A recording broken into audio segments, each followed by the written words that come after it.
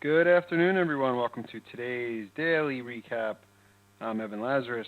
I am CEO of T3 Live, filling in for Scott, the Red Dog Redler. On this Friday afternoon, it was an interesting day. It was options expiration day. On the heels, to wrap up what was a very interesting week, and I'm not going to get into the whole Swiss miss headline, because that's just not where my head's at.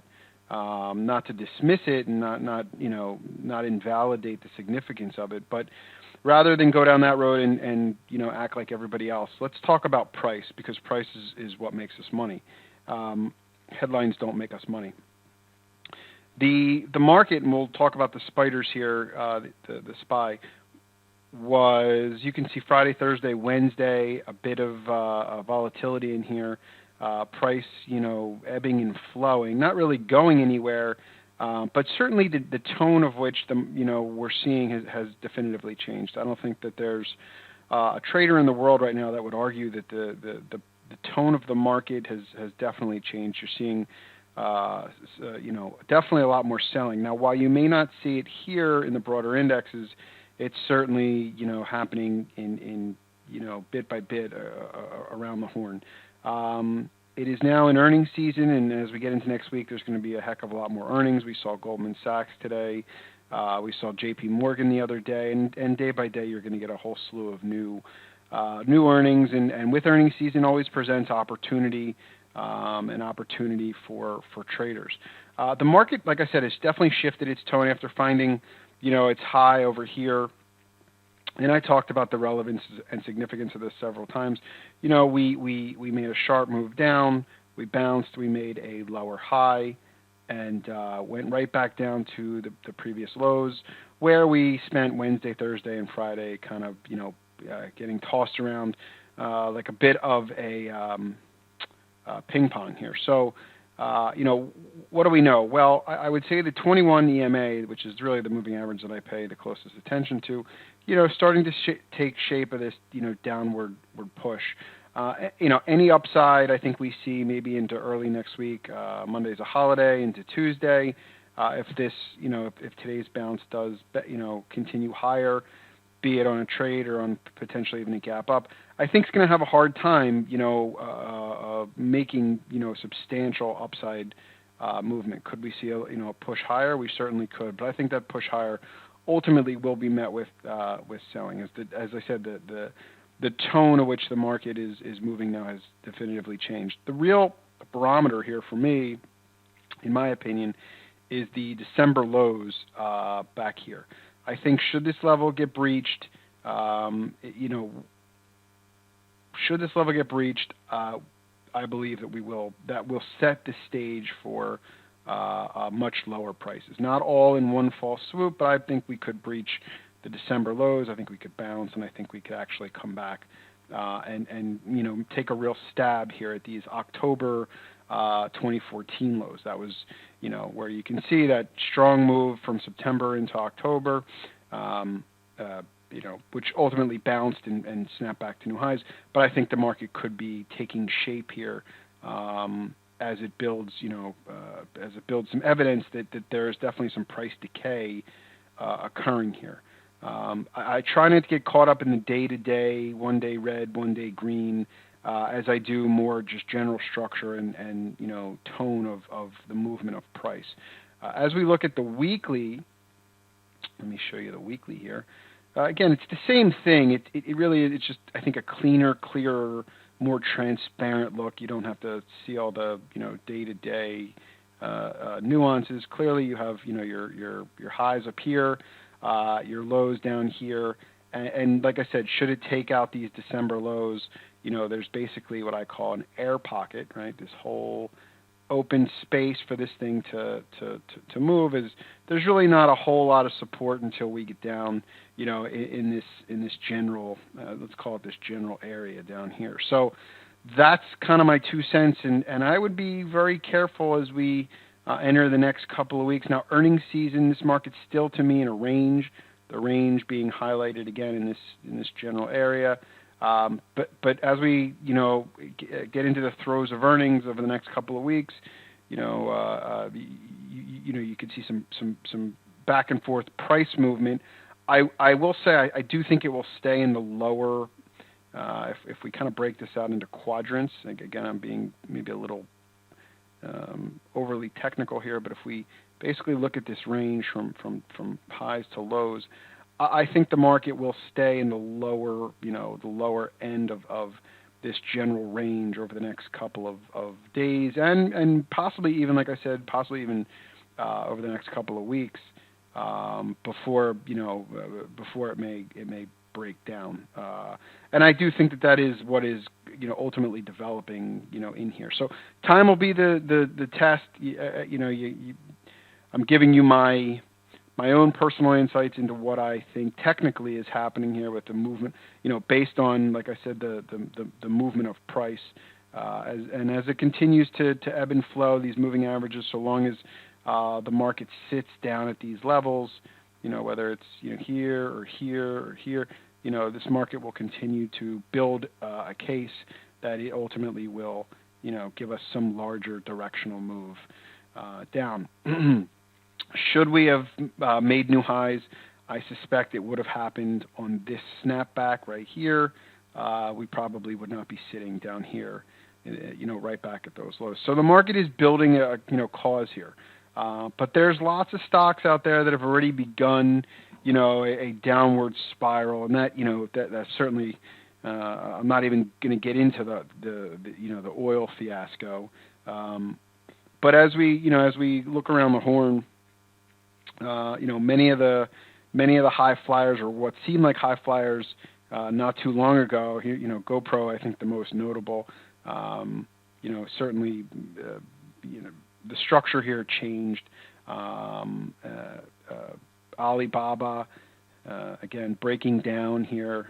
These were stocks that, it might seem like decades ago, but it was really just 2 or 3 months ago. These stocks were, they couldn't buy them fast enough. The market couldn't consume these things fast enough. And ultimately, the breakdown little by little started to occur. Google. Right, Google, going back here, this breakdown's been going on for quite some time, even though the market's kind of sitting up, lurched in its, not too far off the highs, some of these stocks, and this one, to me, setting up again for lower prices here, as it builds, a case that we have another bear flag in the cards here. Again, I'm just highlighting a couple of symbols. Obviously, the market is not built around just, a handful of symbols. But these are stocks that have been, I think, very widely regarded in the last couple of years. 2 years. Tesla, another one, that just can't get out of its own way. Another one I'm keeping an eye on for next week, for those off-the-charts premium subscribers, is Solar City, stock that's building a case for lower prices. On Tuesday, we see earnings from Netflix. Obviously, the market's closed Monday, and we may see a little bit of a push here. What's funny about this stock, maybe it's not funny, but it's interesting, is that during the last earnings season, the stock obviously took a massive haircut in price. You can see this huge gap down that was based off of the last earnings report. And then since that time, in the last 3 months since the stock last reported, what's interesting here is that it did rally back. It caught into its, declining moving averages, you can see here, which ultimately marked the top of that snapback, and then, made new lows, and then bounced, and back to lows, and bounced. But what's interesting here is that basically right where we opened last earnings season, in this big gap down, is right where we're going to basically be when the stock announces earnings, come Tuesday, plus or minus a couple of dollars. So we've seen a lot of, price movement, but no real change from last earnings period. So it's funny that in trading, we get so caught up in the, I'm buying it, it's going up, or I'm selling it, it's going down. When in reality, if you go back in time and you look at, a different, a bigger time frame, the funny thing is that the stock really hasn't gone anywhere in several months. Now, I know the perception of it is that it has gone down, but truthfully, since the last earnings period, it hasn't really gone anywhere. These are just, like I say, ebbs and flows. But anyway, what we can expect here from earnings is that the stock has now built a very strong, over overhead resistance as it's now. The weekly chart is now, what we would say in a downtrend, as we have a declining 21 and a declining 8, with the stock clearly under the declining averages. So although we are at a pretty substantial area of support, as we've seen going back to the beginning of February, the middle part of February, the 2014, and here, even if we do see some upside, let's say the stock does find a way to bounce up to let's say the mid 350 or 360, 370 area, somewhere in here, it's going to have a strong overhead resistance. As we have time frame, clearly we have time frame alignment on both the weekly and the daily here. So, it'll be interesting to see what comes of earnings in this, in this high flyer name. The banks took it very, very hard.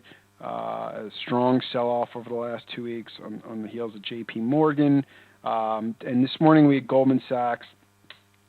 But these banks are a little oversold, short-term oversold, and I hate to use those words, but basically banks, a little too far, too fast. Goldman trading back to, the October lows already. And we saw a little bit of, we saw a push down, we saw a push up, basically closing where it opened. The banks maybe, for the most part could use a rest. Now I know there's still some names to report, but Citigroup, ferocious move to the downside. Bank of America, ferocious move to the downside. Morgan Stanley, Wells Fargo. All these names have seen some pretty strong selling, and I think usually the banks are the last to fall. Typically, before a market begins to fall, you'll see the banks usually are the sort of the catalyst or the precursor of what is to come. And again, I'm just kind of speculating and building an argument for why I believe the market will see lower. Now I know many people talk about biotechs. Biotechs, kind of the last bastion of strength, but to me, I wouldn't put all the market's hopes of any upside in the hands of the biotech sector, as the biotech sector is a very, very finicky, fickle, news-driven, as we know, here today, gone tomorrow type of price movement. So I do think there's obviously still buyers lurching in the biotechs, and any market strength you see, it's probably going to be your first place you want to look to, as a buyer for potential upside. But for the most part, like I said, I kind of think the writing is on the wall. Let's see what happens come Tuesday, Wednesday, Thursday of next week, and and see what the market, how the market tips its hand. I don't think this is a market for those that can't handle the volatility. I think we're still going to see the big gap ups, the big gap downs. There's definitely some, fear out there in terms of economic headlines and, what you see happening with some of the currencies. I think it's a market right now where, you want to plan your trades, you want to know where you want to be and why you want to be there. I think for the real short-term traders, earnings season is always opportunistic in the sense that there's always, stocks that have large directional moves up or down, and there's always, those always can present some intraday or really short-term trading opportunities. So know your time frame in this market, come at it with a plan, and I think you're going to find that you're going to wind up on the right side of the trade, or you may wind up in cash, and if that's the case and you just, can't get your hands around anything, then, again, cash is a position as well. So with that, I hope everybody has a great weekend, and I'll talk to you on the other side. Have a good one.